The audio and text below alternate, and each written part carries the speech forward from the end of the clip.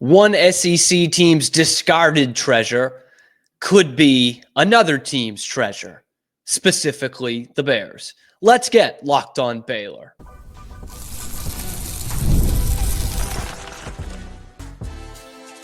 You are Locked On Baylor, your daily podcast on the Baylor Bears. Part of the Locked On Podcast Network, your team every day. Hey there, Bears fans. Welcome to another episode of Locked On Baylor, brought to you by Gametime and part of the Locked On Podcast Network, where it is your team every day. I'm your host, Cam Stewart of ESPN Central Texas and The Cam Show on YouTube, Rogue Media Sports Network. I appreciate you making it your first listen today and every day. And as is with every day here in this era of college football, at this time of year, we are talking portal. And for like the fifth time this week, we're looking at an SEC team, specifically the one in Fayetteville, Arkansas. Now, it has been a mess for the Hogs this year. For a team that's even going bowling.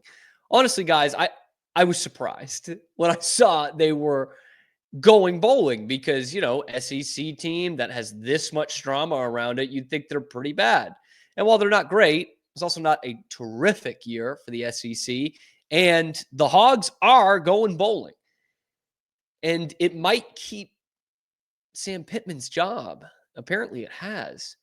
And that has disgruntled quite a few in Arkansas, specifically the fans, but also it seems like some players, because it looked like he was going to get fired a year or two ago. I mean, he was on the same trajectory as Dave Aranda, and we were all kind of calling for his job last year. And Sam Pittman has survived this. The Bears are 8-4 and have won 6 in a row and have real tangible momentum. Arkansas kind of limps in at 6-6, and Sam Pittman is still taking up a lot of space being their head coach. And like I mentioned, it's not just the fans that maybe are sick of Sam Pittman. It seems like a lot of the players are too, because at the time of this recording, in a 48-hour span, they have lost over 25 players to the transfer portal. Whoa. Put that in contrast to, again, the Bears situation where, their coach looked like he was going to be fired last year. There were a lot in the fan base that were sick of him. Now they have momentum. They're also going to a bowl game, and they only have 4 guys in the portal. So it seems like one team, one group of players has bought into the message of their head coach. The other has not. And where it's Arkansas's misfortune and their chaos and their mess and their dumpster fire, that could directly benefit the Baylor Bears. Because one of the guys that entered into the portal yesterday, or Wednesday, I'm losing track here, there's so many days, is Brad Spence, the outside linebacker who also plays on the edge. He is a guy coming out with a couple years of eligibility left, at least 2. He just finished his sophomore season, and it was a pretty productive one. He only started 5 games, kind of came on as a starter at the end of the season, but played in all 12, and it was quite productive. They got 55 tackles, 4.5 sacks, 27 solo tackles this year. A guy who showed some real speed and quickness around the edge for this Razorbacks team. And now he's out there on the market. Now, linebacker is a position that Baylor's going to need to target in the transfer portal, both the middle and the outside. They also really need pass rush help, whether it be on the line or guys who can blitz from the linebacker position. Brad Spence would check off those boxes, all of those for you. And best yet, Brad Spence has a brother, both from the Houston area, Klein, and he has a brother who just committed last week to Baylor. I mean, it looks like it's falling into your lap here. This is one of the best defensive players that Arkansas has had this year. He's out there in the portal. It's at a position of need and more importantly, a skill set of need for the Bears to get after the passer. And the kid's brother just committed last week. Another win for Jamar Chaney, and possibly another one for he and Dave Aranda if they can get Brad Spence in here through the portal. Again, he checks the boxes that you want. By the way, that Arkansas bowl game is against Tech. Forgot about that. It's the Liberty Bowl. They could have easily, Arkansas could have been one of those Texas Bowl opponents for Baylor. Instead, it will be Tech in Memphis. So that'll be a lot of fun. We'll get to scout some of his teammates that are still there. But Brad Spence makes a ton of sense to the Baylor Bears. There's another Arkansas guy, actually a couple that I'm keeping kind of tabs on here, and most importantly, Snacks Johnson is keeping tabs on. I'm sure those of you on Twitter have seen some of his suggestions and insinuations on what's going on at Arkansas, and specifically kind of his position group, those defensive backs that are out there in the portal. One of those I would like to look at is Selman Bridges. We talked a lot about Micah Hudson last week, Lake Belton, and what a stud he was at Lake Belton. Again, right in Baylor's backyard, I should say, right in Baylor's backyard in Temple. He was a 5-star, highest recruit that Tech has ever had. Looks like he's going to A&M, which is odd. I think that's a downgrade offensively from Tech, and certainly would be a big downgrade from Baylor offensively, but hey, to each their own. His teammate at Lake Belton, the one covering him a ton in practice, was Selman Bridges. In fact, I mean, a little selfless plug here. Dave Campbell's Texas Football did a feature done by me, and the thumbnail of it is Micah Hudson catching a touchdown pass in practice over Selman Bridges, but that's because he's a 5-star. Okay, Selman Bridges has real pro potential. Coming out of Lake Belton High, he is long, he is rangy, kind of that prototypical corner that you see in the NFL now. Those guys who are just, so long that they can have incredible ball skills with some long strides. He was getting big time offers from the time he was about a sophomore at Lake Belton. He's 6'3", lean and narrow, but I mean, it's like very easy on the eye to watch this kid go stride for stride with some of the best receivers in the SEC. He's a guy with true pro potential, 4-star guy out of high school, top 70 recruit in the ESPN top 300, number 7 overall prospect in Texas when he left. Think about that. 2 of the top 7 on the same team right down the road from Baylor, and the Bears didn't get a sniff at either one of them. They both hit the portal after year 1. You probably missed out on Micah Hudson. Selman Bridges, pretty damn good consolation. Again, at another position of need for the Bears. You're losing Snacks Johnson, it looks like. You went through senior day festivities. You were not a particularly great pass coverage team this year. You've still got Caden Jenkins, who had an up and down season, mostly up, but did have some down games.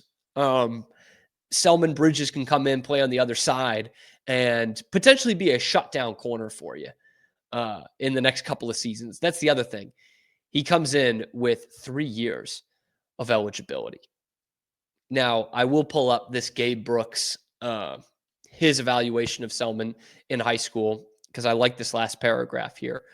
Without a doubt, has the look of a modern tall corner akin to a perimeter tarantula on the outside. Should be able to man up versus most outside receivers and could become a zone coverage nemesis, shrinking throwing lanes and catch windows. Projects as a high major prospect with the physical and athletic profiles that, with proper development, point to early round NFL draft candidacy. We're not just talking about a Saturday player for the Bears. We are talking about a Sunday player. We're talking about a guy who could be a next great foundational piece for this Baylor defense, and then seeing him on the Bears in the NFL video a couple of years from now. In fact, if you're able to get both these guys, Bridges and Spence, those are 2 humongous parts of your defense that you can add pretty easily through the transfer portal here with some real connections, right? Spence with his brother Trent and Selman Bridges with the hometown connection. You want to beef up your defense. Those are 2 guys that I would look after big time. Arkansas's misfortune is going to be your fortune. Let's not miss this opportunity. The Bears do have some guys at the portal that we'll have to go over, and they're also starting to host some guys. We'll tell you who those are coming up next on Locked On Baylor. after I tell you about the sponsor of today's video, Gametime. It's the only place I go to buy tickets, whether it's a sporting event or a concert, theater, comedy show, anything like that. In fact, going to see college hockey at Wrigley next month. I've already manifested it, and I'm buying the tickets through Gametime because I can toggle the all-in pricing tools. That price I see is the price I'm going to pay, and I like having the view from my seats, doing exactly what I'm going to see before I hit the purchase button. Also, Gametime is backed by the lowest price guarantee, or they're going to credit you 110% of the difference. Your purchase is covered with the most flexible customer service policy in the ticketing industry. So take the guesswork out of buying tickets with Gametime picks. Download the Gametime app, create an account, use the code LOCKEDONCollege for $20 off your first purchase. Terms do apply. Again, create an account, redeem the code LOCKEDON, COLLEGE, for $20 off. Download Gametime today. What time is it? Gametime. So believe it or not, Arkansas isn't the only place that Baylor's going to go find some players from to add in the portal. And so far, they've actually been one of the best good teams in the country in terms of the portal exits. We saw this last year where not a lot of guys left in the portal. Obviously, some big-time starters for the team, like the starting quarterback, Blake Shapen, Drake Dabney, their best pass catcher last year, both leaving in the portal. But for the most part, wasn't that many exits. Remember, we were having that discussion of like, well, do you want more guys to leave when the team is 3-9? And it turned out being okay for Baylor. But now there are definitely a couple different positions that they need to attack. We talked about a few in the last segment. Cornerback and linebacker being two. We've talked about receiver quite a bit. That's one they're going to have to replace a couple of really productive guys like Monterey Baldwin and Ashton Hawkins and guys like Ketcher Jackson as well. All went through senior day festivities. So you need to replace those guys. Hal Presley was the other one I was thinking of. And so you'll need that. And then I'm also looking at both, the outside and the interior of the defensive line. Talked about it a little bit with Brad Spence, but you just have not had good enough pass rushing the last few years. Really going back to that 2021 team. We thought that was going to be a position of strength in 22 when you brought back both your lines, but you really saw how much Ron Roberts' defense and therefore an extension of Dave Aranda's defense had to do with guys blitzing from the linebacker position and even from the star position. Guys like obviously Petrie and Bernard and Matt Jones was pretty sack happy that year in 2021 as well. Matt Jones, another guy you need to replace. And one of the ones that has taken a visit or is taking a visit is Travion Barnes. And here's where I want to start. Travion Barnes, the middle linebacker from FIU, is just a numbers machine. Okay. And we saw this last year from Keaton Thomas, albeit at the JUCO level, but he had like 20 more tackles than anyone on Baylor's team had. And so you're like, dude, the numbers are the numbers. Like, this guy is playing college football and is just dominating in terms of these stats for linebackers. And now you're looking at another one and a guy who has played FBS, and that is Travion Barnes at FIU. How about 129 tackles, 59 solo, 10.5 tackles for loss, 3 sacks, 2 picks, 4 QB hurries, and a fumble recovery. Immediately, what those stats tell me is this guy can support in the run pretty well, and he can also play in coverage, which is something that was so valuable about Keaton Thomas going into this year, was that he could play in pass coverage as well. By the way, Keaton Thomas was your leading tackler this year at 100 tackles. So just as he was, I think, 27 more tackles than Baylor's leader last year on his JUCO team, this year, flash forward, Keaton Thomas is the leading tackler at 100, and Travion Barnes has 29 more tackles than that in the same amount of games. That's pretty fantastic. Okay. That's pretty fantastic. That's a guy who is all over the field. And those don't just grow on trees. To see this kind of production at the FBS level, to me, that's a no-brainer. You should try everything to get Travion Barnes in here. And the good news is I was just thinking about Jaquez Evans, the guy they brought in last year from Western Kentucky, who was a stats monster. Just impact defensive player, was the preseason player of the year in the Conference USA last year, but he got hurt and didn't see the field this year. Travion Barnes does not have that issue, and that could be a big-time addition for you. He's taking a visit with the Bears. Another one that I want to focus on is Javon Tracy, wide receiver from Miami of Ohio, taking a visit. 800 yards, 17 touchdowns this year, and the first team All-MAC. Now, I know what you're saying. Cam, we tried the best player in the MAC last year. It didn't work with DeQuan Finn. This is just as big a need as quarterback was last year when you lost your starter. And it's a position that's probably easier to translate. And again, DeQuan Finn did get hurt. Like, I do want to give him something of the benefit of the doubt. You know, he obviously had that bad game against Utah, and the offense just looked really anemic.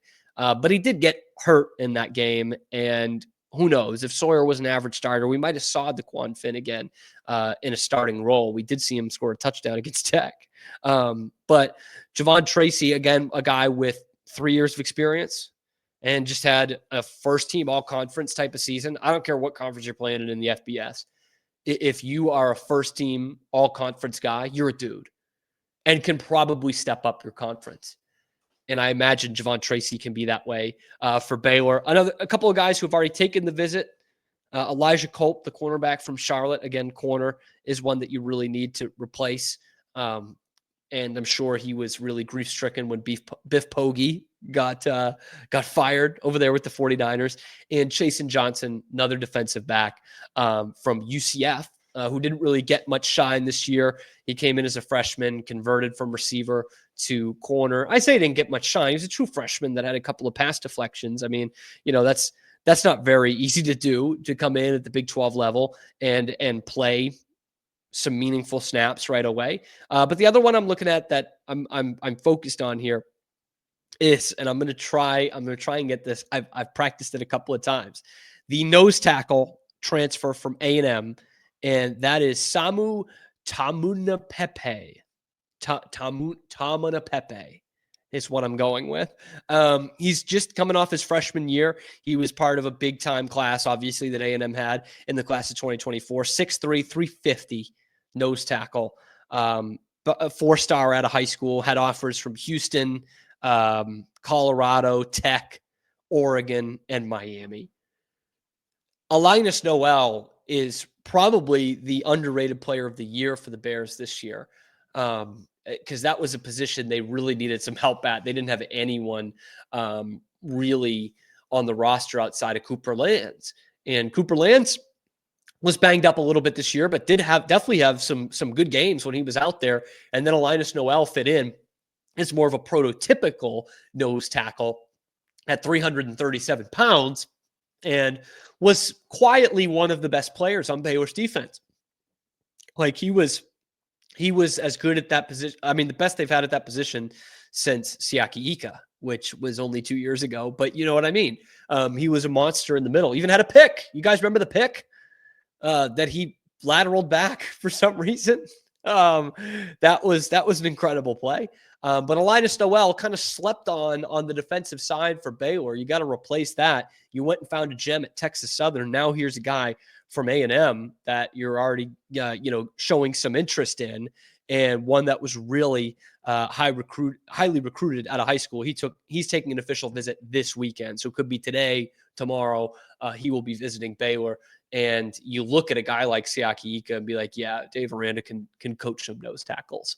Okay, so running back is set, starting quarterback is set, tight end hopefully set, but you do have some holes to fill at some other positions. Safety hopefully is set, but definitely looking in the defensive backfield, linebacker, and up front. So really all three levels on the defensive side, if nothing else, for some depth. But this kid, I think, could slot in and be a starter. I think the same thing about Travion Barnes, the linebacker, the same way that Keaton Thomas was last year. Let's shift our focus a little bit, because Baylor's not going to have a Heisman Trophy winner this year, but they could have one in the very near future, which is why I know it might hurt for some of you. which is why we need to root for Travis Hunter to win the Heisman tomorrow night. We'll tell you why exactly coming up on Locked On Baylor. First, let's hear from our friends at FanDuel, America's #1 sportsbook.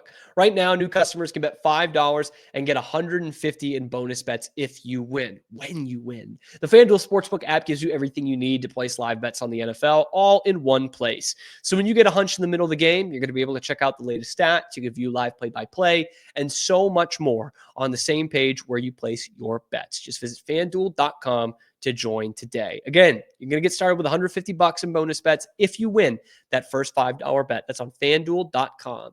Never waste a hunch and make every moment more with FanDuel, an official sportsbook partner of the NFL.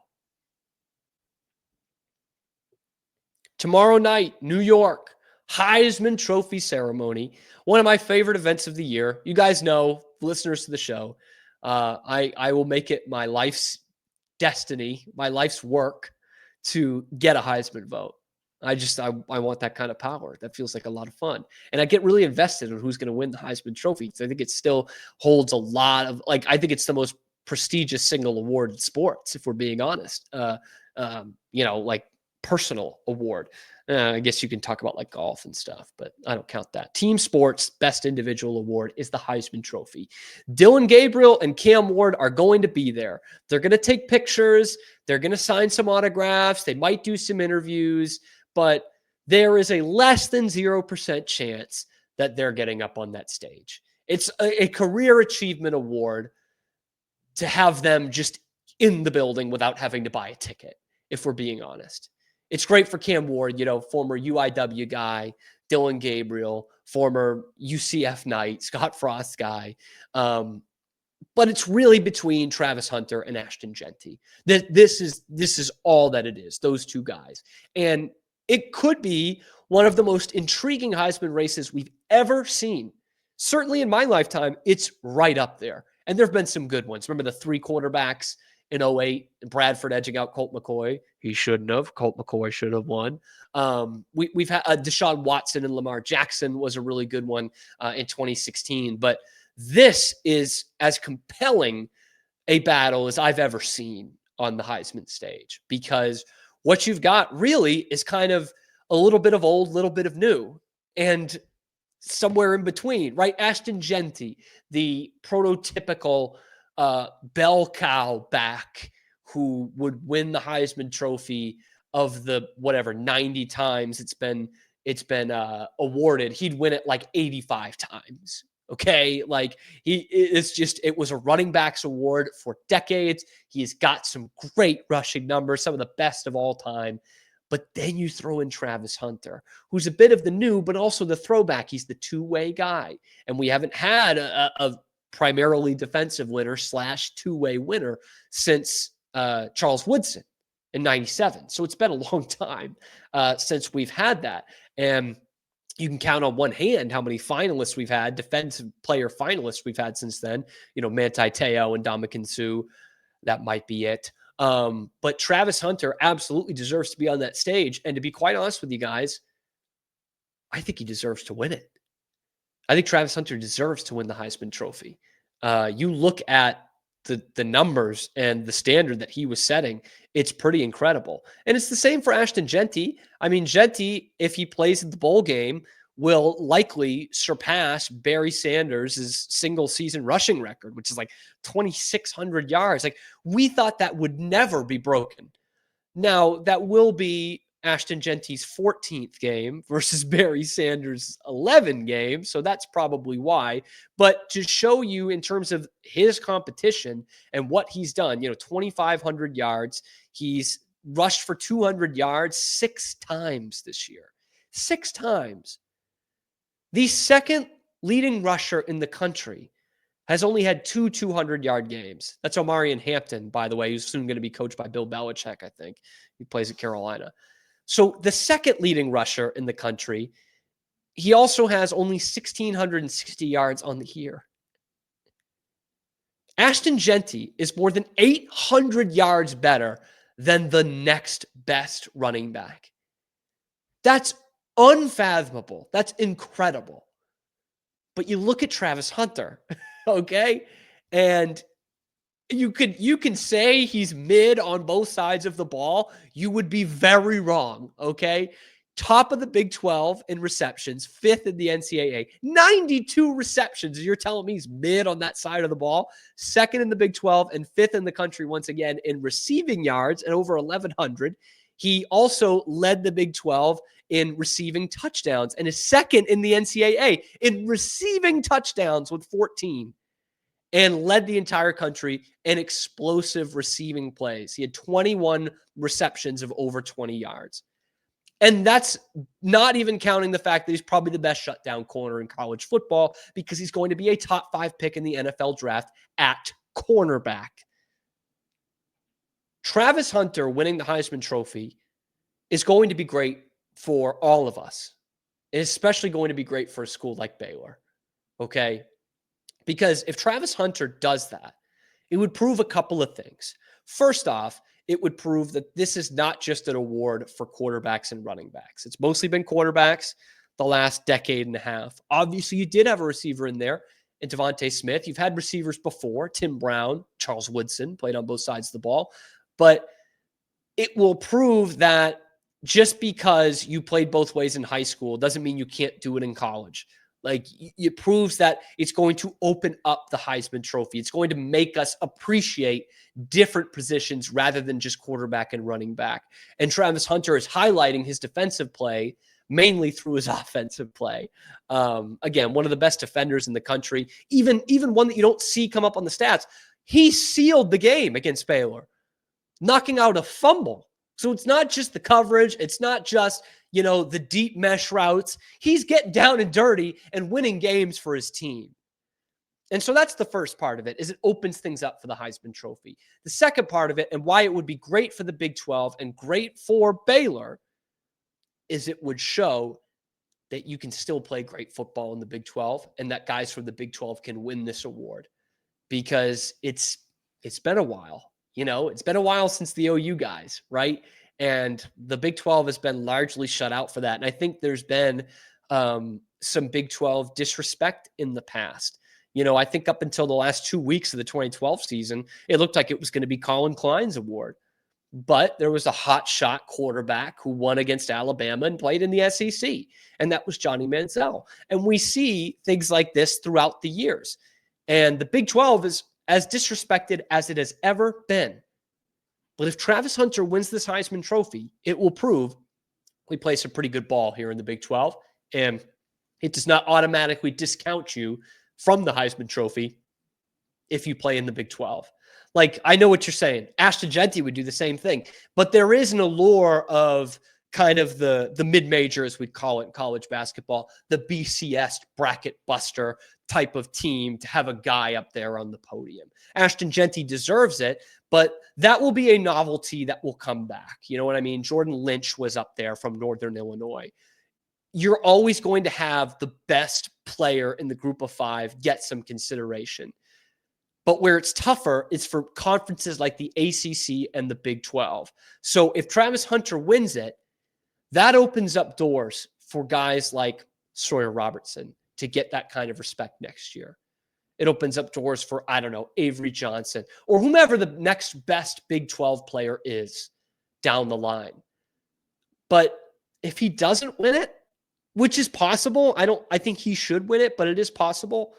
That might spoil things for guys like Sawyer Robertson or Bryson Washington, who could have Heisman caliber seasons over the next couple of years. But Big 12, what kind of football they even play in the Big 12?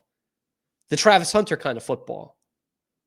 Now, the devil's advocate side of this is it would be very funny if Travis Hunter does not win it after doing the Heisman pose like 5 times during the year. Okay. That used to be like a really sacred thing. And if you hear Desmond Howard talk about it, who was the first one to do it in 91 against Ohio State, he was like, I was talking about it. People were telling me not to do it. Like it was a big jinx thing. Like it was this real like respect thing where he was like, I had to have it sewed up before I do it. Now, Travis Hunter did it like 5 times. Cam Scattaboo did it during the Big 12 championship. It's like, it's pretty watered down now. But I'm telling you, if Travis Hunter wins this, it opens the respect door for guys like Sawyer Robertson and guys like Cam Scatterbo. All of a sudden, it's like, yeah, okay, they do play great football in the Big 12 still. It didn't end with Kyler Murray and Baker Mayfield and Robert Griffin III. They're still doing it. So, yeah, Travis, while a lot of you Baylor fans might not like Colorado, I wouldn't say I'm the biggest fan, although I do want Travis Hunter to play for my NFL team.